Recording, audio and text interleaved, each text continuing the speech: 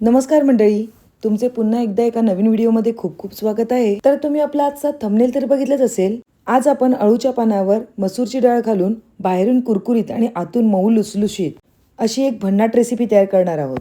आणि ही रेसिपी कोणती आणि काय असेल हे बघण्यासाठी व्हिडिओ शेवटपर्यंत नक्कीच बघा. चला तर थेट रेसिपीकडे वळूया. सुरुवातीला अर्धा कप मसूर डाळ आपल्याला येथे घ्यायची आहे. आता ही मसूर डाळ आपल्याला स्वच्छ अशी पाण्यातून एकदा धुवून घ्यायची आहे, म्हणजे त्यावर काही धूळ वगैरे असेल तर ती संपूर्णपणे निघून जाईल. मसूर डाळ स्वच्छ धुतल्यानंतर आपल्याला त्यातलं सगळं पाणी काढून घ्यायचं आहे. तर आपण हे पाणी काढून घेऊया आणि नंतर त्यामध्ये पुन्हा पाणी घालून आपल्याला हे एक अर्धा तासासाठी भिजत घालायची आहे. तोपर्यंत आपण अळूची पानं आहेत ती स्वच्छ करून घेऊया. अळूची पानं मी ऑलरेडी धुवून घेतलेली. आता आपल्याला जो देठाकडचा जो भाग आहे तो आपल्याला काढून घ्यायचा आहे आणि अळूच्या पानाच्या ज्या शेरा असतात त्या व्यवस्थितपणे काढून घ्यायच्या आहेत. त्यामुळे काय होणार आहे, आपण जी रेसिपी करणार आहोत ती मध्ये कचकचणार नाही. तोपर्यंत तुम्ही सांगा, तुम्ही आपल्या चॅनलला सबस्क्राईब केलं की नाही? जर सबस्क्राईब केलं असेल तर ठीकच आहे, आणि जर सबस्क्राईब केलं नसेल तर पटकन सबस्क्राईब करा. तसेच बाजूला असलेल्या बेल आयकॉनवर प्रेस करायला विसरू नका, म्हणजे असेच साधे सोपे खमंग रेसिपी तुम्ही नेहमी बघू शकाल. तर या ठिकाणी बोलता बोलता आपल्या अळूच्या पानांच्या सगळ्या शेरा काढून झालेल्या आहेत.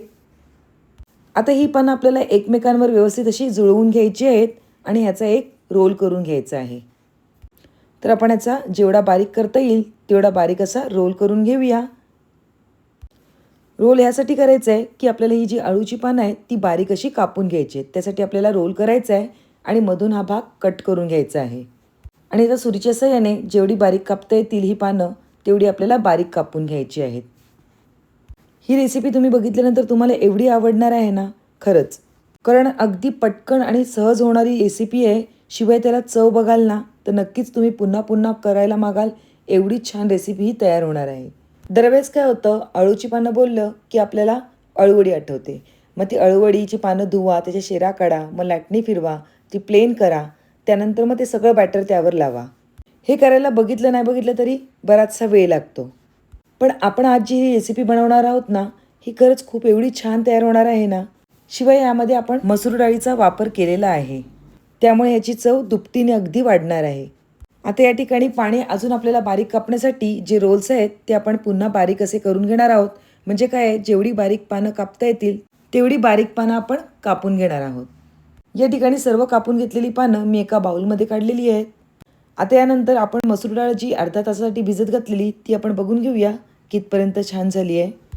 तर डाळीचा एक दाणा हातात घेतल्यानंतर नखाने तोडल्यानंतर तुम्ही इथे बघू शकता आपली मसूर डाळ एकदम परफेक्ट अशी भिजलेली आहे. आता यानंतर या डाळीतलं सगळं पाणी आपल्याला काढून घ्यायचं आहे आणि यामध्ये 2 ते 4 मिरच्या घालून घ्यायच्या आहेत. तसेच अर्धा इंच एवढं आलं घालून घ्यायचं आहे आणि 7 ते 8 पाकळ्या लसूण घ्यायची आहेत. आता हे सर्व आपल्याला मिक्सरमधून बारीक अशी याची पेस्ट करून घ्यायची आहे. तर आपण हे सगळं मिक्सरमध्ये घालून घेऊया आणि याची बारीक अशी पेस्ट तयार करून घेऊया. आपल्याला या ठिकाणी मिक्सरमध्ये जास्तसुद्धा पाणी घालायचं नाही. आपण भिजवलेल्याच पाण्यामध्ये आपल्याला हे वाटून घ्यायचं आहे. जर लागलंच तर अगदी थोडंसं पाणी ह्यामध्ये घालून घ्यायचं आहे आणि याची मस्तपैकी बारीक अशी पेस्ट तयार करून घ्यायची आहे. आता आपण एका बाउलमध्ये काढून घेऊया. आता हा पदार्थ आपल्याला वाफवायचा आहे, यासाठी आपण एक पूर्वतयारी करून घेऊया. त्या ठिकाणी एक मी मोठं पातेलं घेतलं आहे, त्यामध्ये पाणी घातलेलं आहे आणि टोपाचा रंग बदलू नये यासाठी एक आमचूल घातलेला आहे, स्टँड ठेवलेला आहे आणि त्यावर चाळण ठेवून आपल्याला 10 मिनटं छान असं स्टीम करून घ्यायचं आहे. तोपर्यंत या पिठामध्ये आपल्याला 2 चमचे एवढं बेसन घालून घ्यायचं आहे. तसेच 1 चमचा एवढं तांदळाचं पीठ घालून घ्यायचं आहे. अर्धा चमचा हळद घालून घेऊया. अर्धा चमचा जिरे पावडर घातलेली आहे. अर्धा चमचा धणा पावडर, गरम मसाला अर्धा चमचा, लाल तिखट आवडीनुसार. 5 ते 10 मिनटं अगोदर ही चिंच मी भिजत घातलेली. आता यामध्ये आपल्याला 1 ते सव्वा चमचा एवढे तीळ घालून घ्यायचे आहेत आणि चवीपुरतं मीठ घालून घ्यायचं आहे. एक छोटी वाटीवरून आपल्याला इथे गुळाचा वापर करायचा आहे, तर ते सुद्धा आपण घालून घेतलेलं आहे. भिजत घातलेला चिंचेचा खोळ संपूर्णपणे आपल्याला ह्यामध्ये घालून घ्यायचं आहे आणि हे सगळं मिश्रण आपल्याला हाताच्या साहाय्याने व्यवस्थित असं एकत्रित एकजीव करून घ्यायचं आहे. ही सगळी तयारी बघून तुम्ही नक्कीच अंदाज बांधला असेल की आज आपण येथे काय करणार आहोत. तर आज आपण या ठिकाणी अळूवड्याच करणार आहोत, पण या अळूवड्या थोड्या वेगळ्या प्रकारे करणार आहोत. एकतर या ठिकाणी आपण येथे मसूर डाळ पहिले वापरलेली आहे, तसंच बेसनाचा थोड्या प्रमाणात वापर केलेला आहे.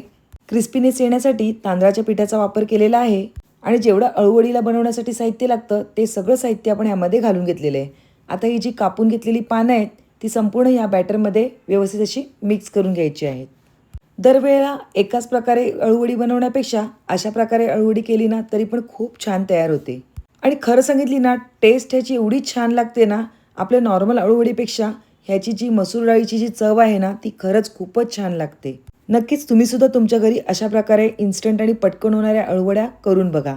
शिवाय आपला वेळसुद्धा वाचतो. फक्त एवढंच आहे की आपल्याला अर्धा तास अगोदर मसूर डाळ भिजत घालायची असते. सगळं बॅटर एकदम छान तयार झालेलं आहे. आता आपल्याला एक ताट घ्यायचं आहे आणि त्यामध्ये ऑइल स्प्रिंक करून घ्यायचं आहे. सगळं तेल व्यवस्थित ताटाला लावून घ्यायचं आहे. म्हणजे काय, आपण हे बॅटर जेव्हा टाकू त्यावर आणि शिजल्यानंतर ते इझिली निघालं जाईल. सर्व ताटाला सगळीकडून व्यवस्थित असं तेल लावून झालेलं आहे. आता आपण तयार करून घेतलेलं जे बॅटर आहे ते या पूर्ण ताटामध्ये व्यवस्थित आपल्याला स्प्रेड करून घ्यायचं आहे. तर या ठिकाणी मी 4 ते 5 अळूची पानं घेतलेली होती. तुम्हाला जर पाहिजे तर याचं प्रमाण तुम्ही कमी जास्त करू शकता. जर अळूची पानं 10 घेतली तर आपल्याला मसूर डाळीचं प्रमाण वाढवावं लागेल. सगळीकडे वडीची एक साईज करून घेऊया, म्हणजे शिजताना सुद्धा ही वडी व्यवस्थित शिजली जाईल. अळूवडीचं बॅटर आपण सगळीकडून व्यवस्थित असं थापून घेतलेलं आहे.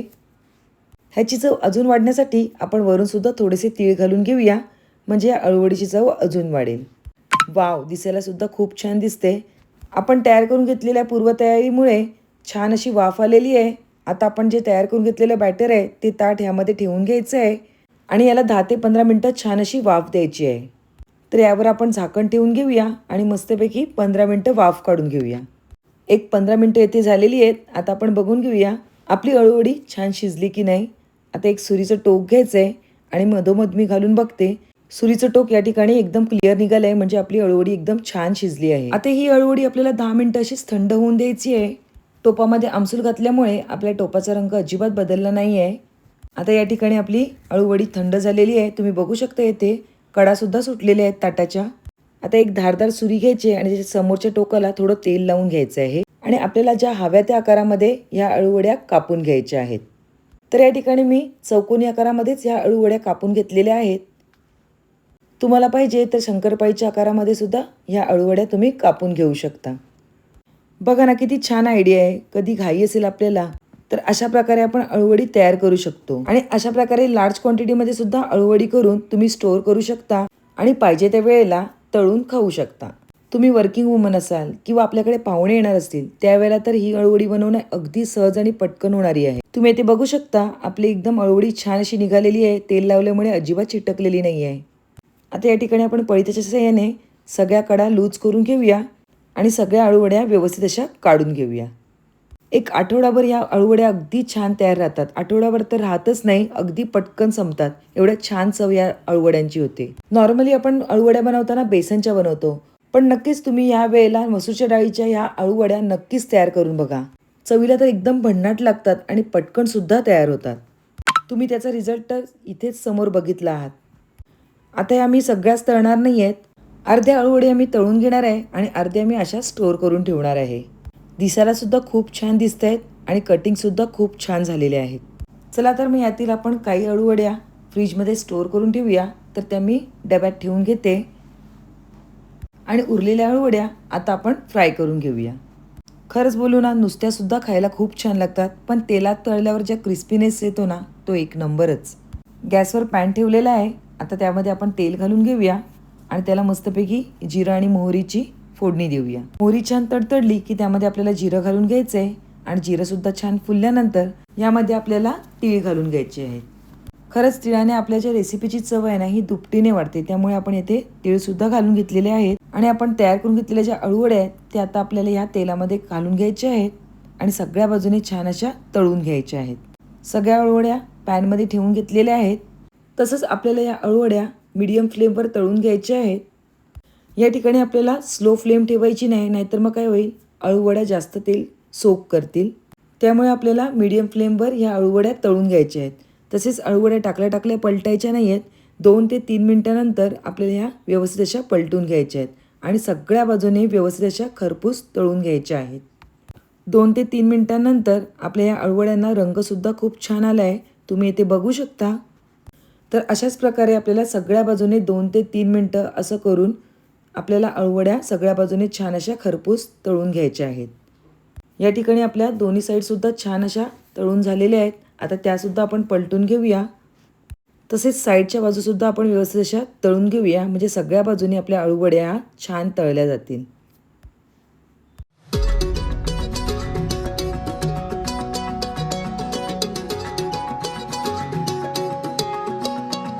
या ठिकाणी सगळ्या बाजूने अळूवड्या छान अशा तळल्या गेलेल्या आहेत. आता आपण या एका प्लेटमध्ये काढून घेऊया आणि आपली डिश सर्व करून घेऊया. आता मी तुम्हाला याचा कुरकुरीतपणा दाखवते. खरंच बाहेरून एकदम क्रिस्पी आणि आता तुम्हाला आतून सुद्धा तोडल्यानंतर समजेल एकदम लुसलुशीत अशा आपल्या अळूवड्या तयार झालेल्या आहेत. तर तुम्हाला माझी आजची ही रेसिपी कशी वाटली नक्कीच कमेंटद्वारे कळवा. रेसिपी आवडली असेल तर पटकन एक लाईक करा. तसेच तुमच्या फ्रेंड्स आणि रिलेटिव्हसोबत आपली ही लिंक शेअर करायला अजिबात विसरू नका. पुन्हा एक नवीन रेसिपी घेऊन येऊया. तोपर्यंत बाय बाय. थँक्यू.